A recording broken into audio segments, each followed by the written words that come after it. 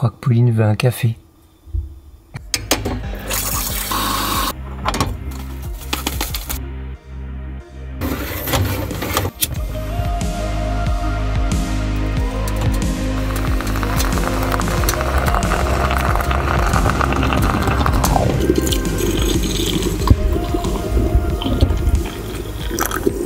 Pauline, c'est prêt.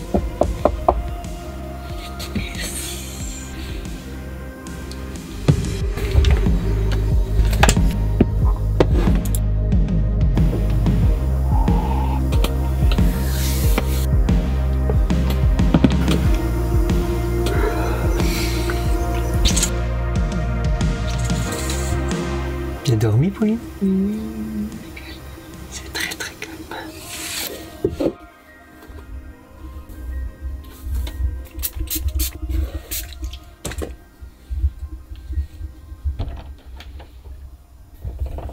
Waouh! Alors là, on est vraiment pas mal. Mais faut pas s'imaginer que c'est toujours comme ça, hein. Je sais pas vous, mais en moyenne, nous, c'est une fois sur 7, 8. Et encore des endroits vraiment comme ça, où t'es tout seul, peinard, en pleine nature. C'est rare quand même, c'est très rare. Et surtout, c'est propre, et c'est pas toujours le cas.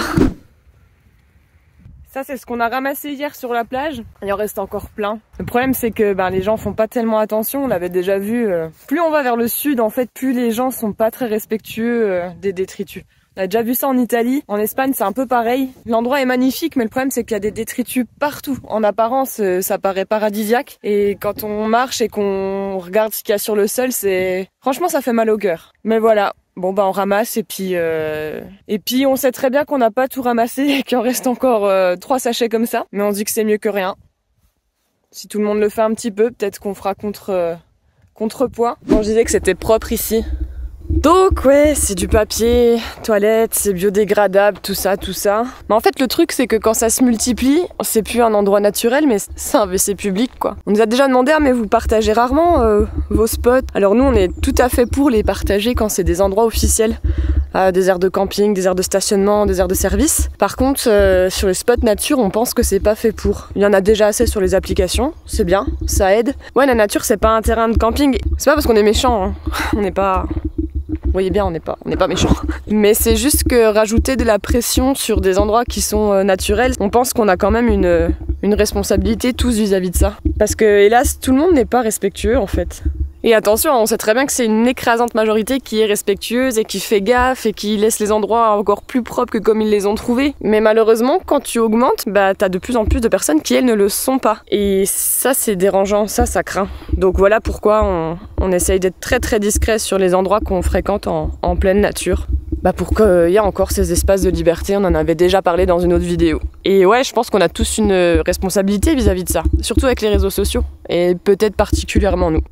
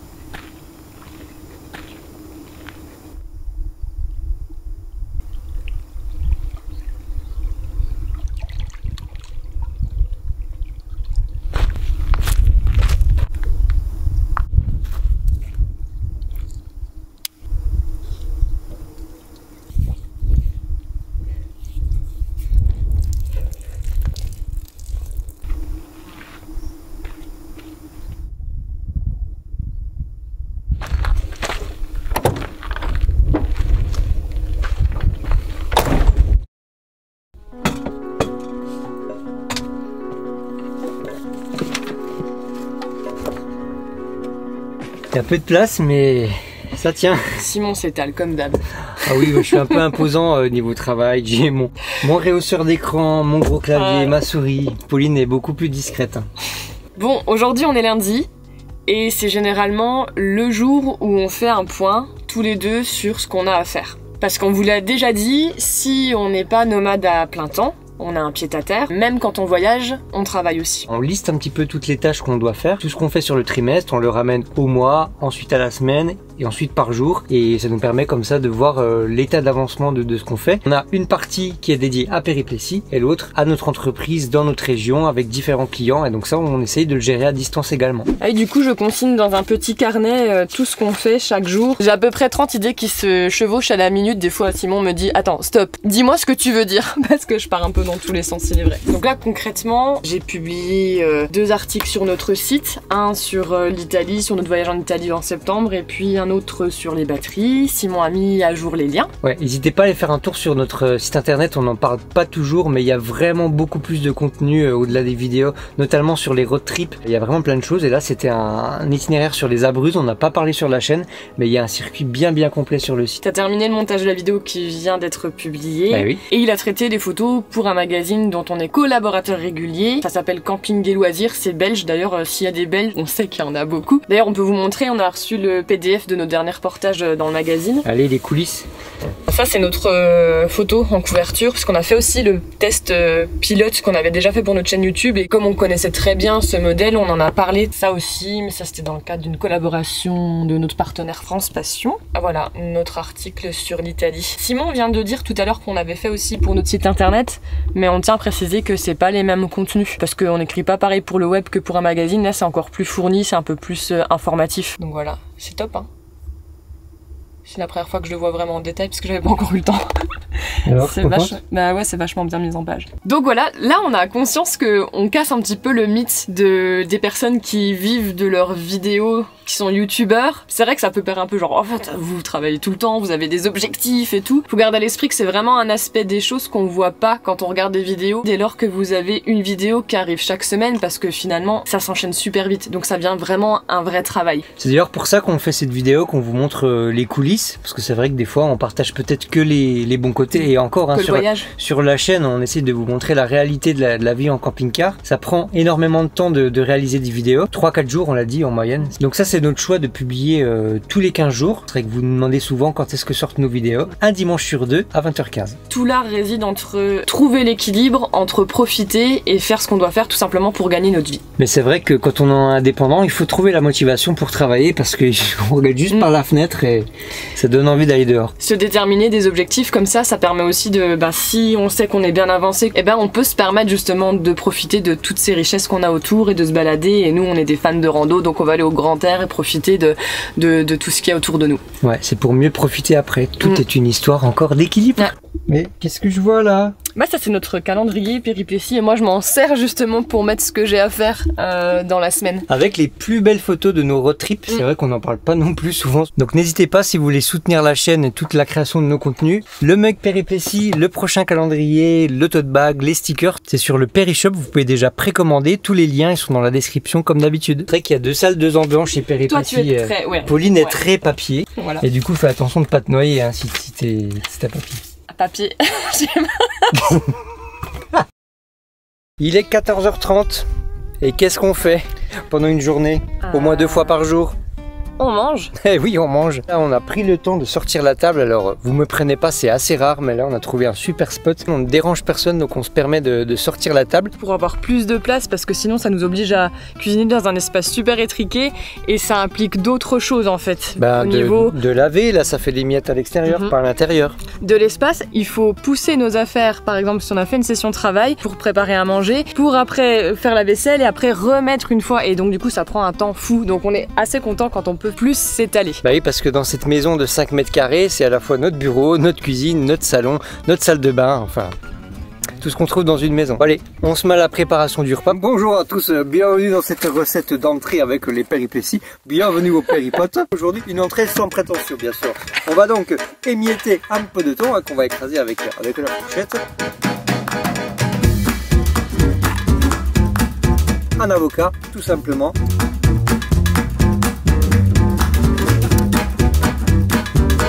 Une cuillère de mayonnaise, donc oui, un peu de gras. Un peu de gras quand même, hein, on ne va pas se laisser aller. Hein. Ça fait plaisir aux Espagnols. Avec une pointe de citron vert, ce sera magnifique pour entamer ce repas.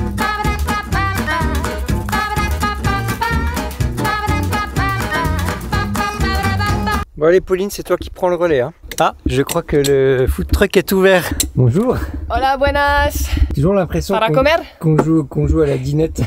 Ça, c'est ce que les gosses adorent. Menu del dia? Si, señor. Para dos personnes. Parce que là, il faut qu'on vous raconte pourquoi aussi on aime bien manger dans le camping-car. C'est que les Espagnols, alors on apprécie beaucoup les menus del dia. C'est pas cher, c'est plutôt bon, mais il y a quand même beaucoup d'huile en Espagne. On a l'impression que l'huile, il y en a partout. Ouais. Il y en a dans les desserts même. Il y en a même dans les madeleines. En fait, quand on voyage, on mange régulièrement à l'extérieur quand on peut se permettre, parce que ça permet justement de pas sortir tout, et puis d'autre part aussi on peut goûter un peu à la culture, parce que la nourriture c'est quand même une part de la culture d'un pays. Et oui, je consomme en CC. Mais parfois le problème c'est que quand on a par exemple comme ici des menus qui font entrée, plat, dessert, on avait déjà parlé dans une autre vidéo, mais évidemment vous n'avez pas forcément envie de manger tout le temps beaucoup. Niveau alimentation, pour tout vous dire, nous on mange très peu de viande, un bon morceau peut-être 1 à 2 fois par mois, mais pas tous les jours. Là on mange beaucoup de poissons, mais ça reste quand même des plats assez roboratifs, assez gras. Et puis il faut vous confier aussi que si on mange un peu beaucoup de viande, beaucoup de plats, il y a aussi des conséquences derrière. Je vous laisse songer à ça. Vous voyez pas de quoi je veux parler? Non, toujours pas? Bah oui. Ouais. Donc de temps en temps, on est content de trouver nos petits légumes. On va vous préparer des petites courgettes. Mais j'aime bien te montrer comme tu galères.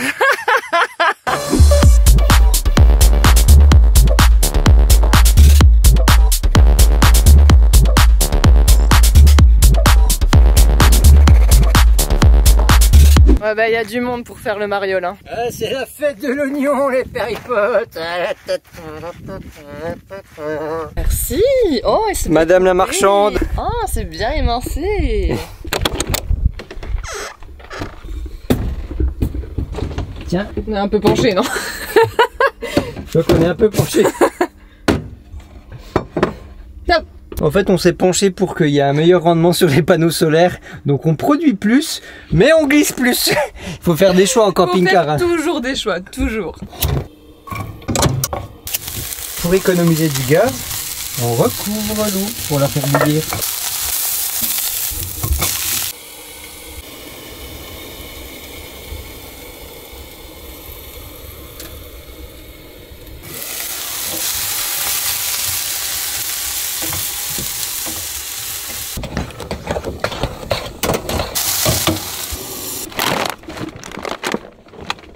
Ouais, c'est une réalité. On a les déchets qui sont à l'arrière du camping-car et qui gênent. On s'arrange toujours pour pouvoir s'en débarrasser régulièrement, mais quand à un moment donné vous trouvez pas ces poubelles jaunes, ces poubelles de tri, et vous êtes bloqué. Dit-elle, à côté des pinces à linge. Et vous êtes aussi bloqué quand vous n'avez pas fait de lessive depuis plus de 12 jours. Rien ne se perd, tout se transforme. Quinoa sur son lit de courgettes. Ah, des légumes. Ah, ça fait du bien quand même. C'est bon en plus. Ouais. Bravo. Vous avez dit que c'était 24 heures avec nous. Hein. La vidéo va durer 24 heures. Je propose qu'on laisse tourner la caméra. On va voir si vous êtes fidèle à Péripétie.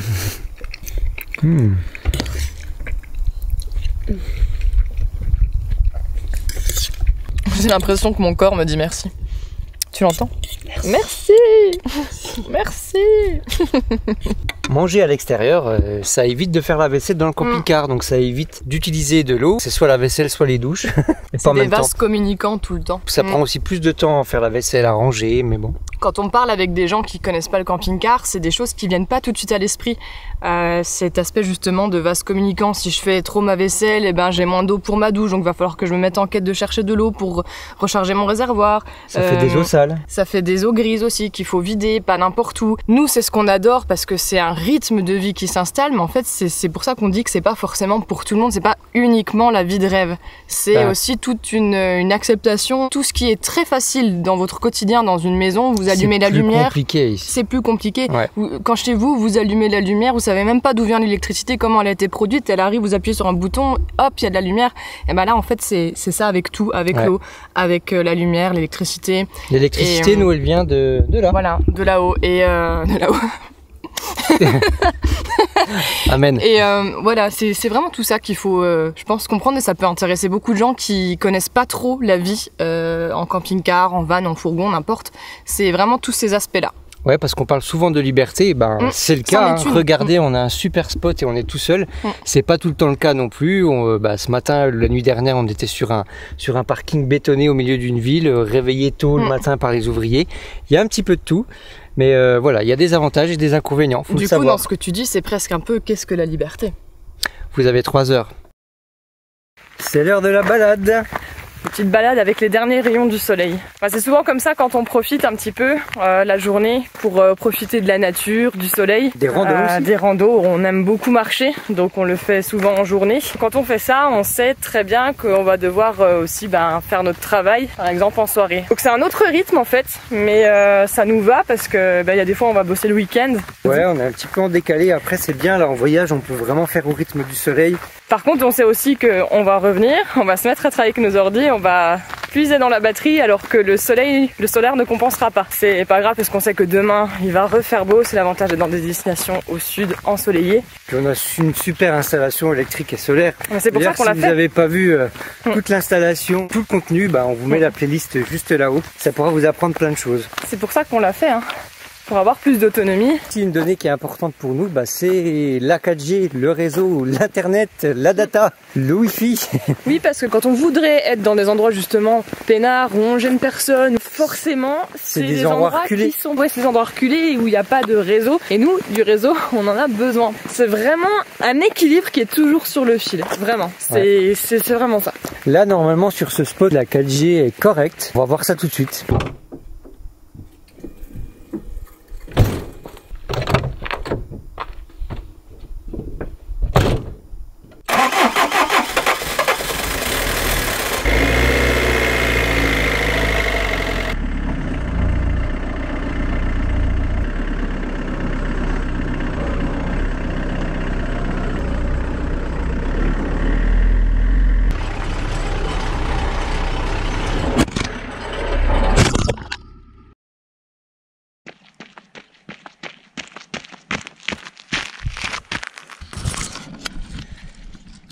Oh vache.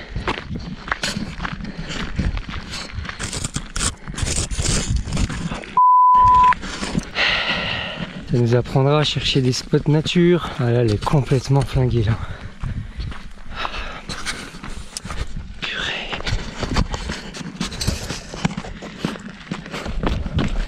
Voilà. C'est une très mauvaise idée. J'ai dû rouler dessus, je sais pas.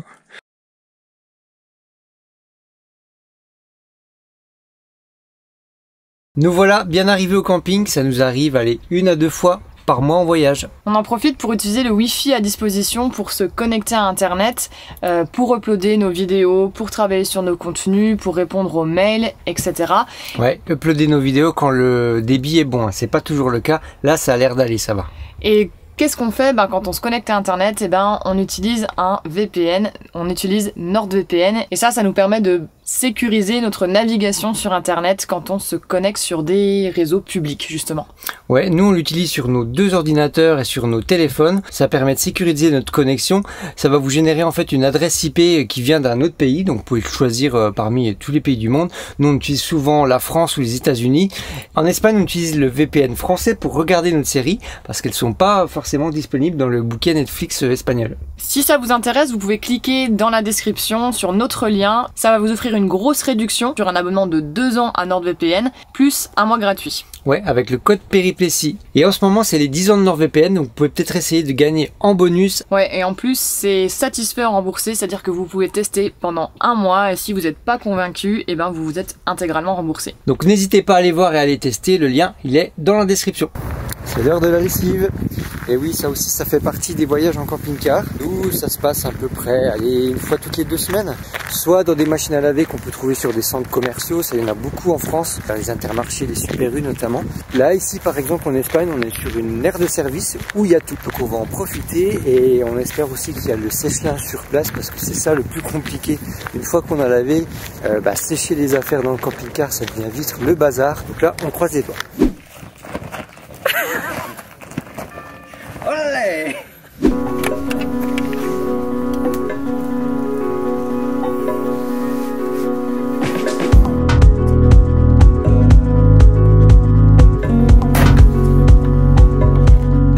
des tarifs, là on est sur 4 € pour le lavage et 3 € le séchage. Ça dépend de la capacité, ça peut être même 6 € pour des grosses machines jusqu'à 8. C'est des cycles de 15 minutes d'1 € pour le séchage. À mon avis à 3 € ça devrait suffire. Par contre on vous conseille à chaque fois de bien prévoir la monnaie.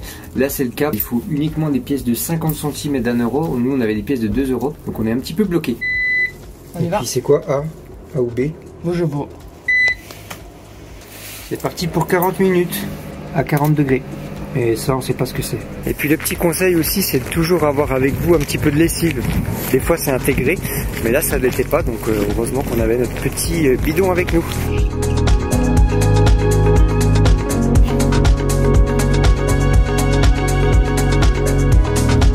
Ah oui, on le dit souvent.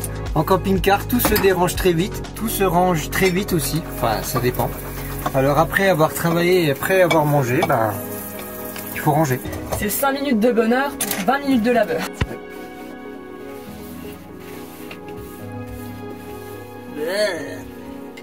Nettoyer et ranger, enlever le repas des péripotes. Il y en a partout.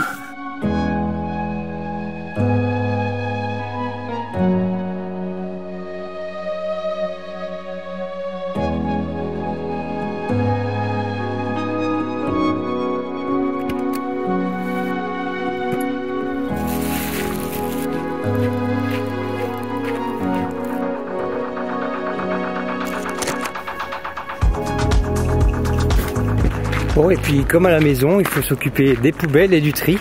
Alors là c'est simple parce qu'on est sur une aire de service et il y a tout ce qu'il faut pour trier le plastique et le verre. Mais souvent c'est compliqué de trouver aussi des conteneurs quand on voyage en camping-car.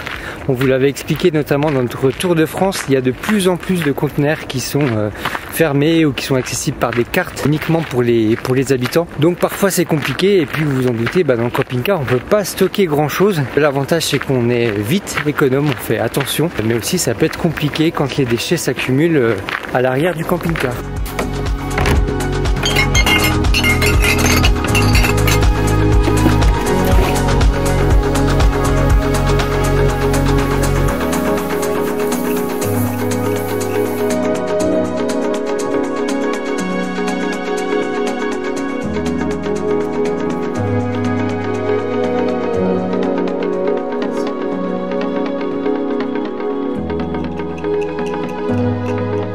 Au top, la machine à laver et le sèche-linge, tout est bien sec. 3 €, ça aurait été suffisant. Et maintenant, il faut tout plier et ranger. Est-ce que vous aussi, vous vous retrouvez toujours avec une chaussette qui traîne toute seule, sans l'autre ?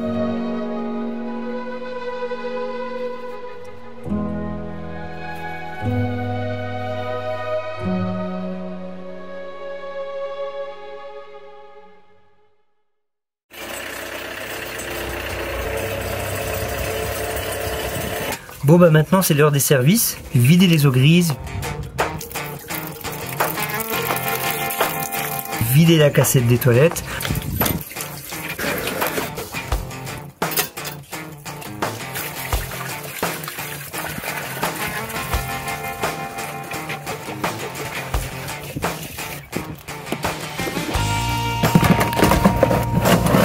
recharger en eau, et ça on le fait environ, allez, une fois par semaine, voire deux, ça dépend des types de camping-car.